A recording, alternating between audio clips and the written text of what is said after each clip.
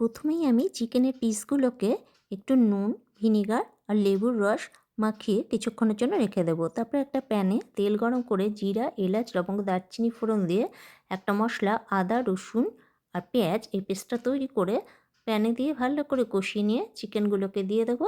সবসময় ভালো করে কষিয়ে কিছুক্ষণের জন্য এটাকে ঢেকে দেবো।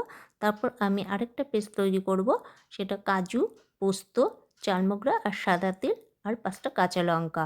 তারপর এটাকে দিয়ে দেবো ওই চিকেনের মধ্যে, দেবো একটু নুন। ভালো করে কষানো হয়ে গেলে দিয়ে দেবো খানিকটা ফাটানো টক দই আর দেবো 1 চামচ চিনি।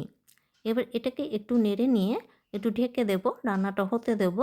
কিছুক্ষণ পর ঢাকনা সরিয়ে যখন দেখবে এটা পুরোপুরিভাবে হয়ে গেছে, তখন তাতে একটু গরম মশলা দেবো এবং হাতে গুঁড়ো করে নেওয়া একটু কাসুরি মেথি ছড়িয়ে দেবো।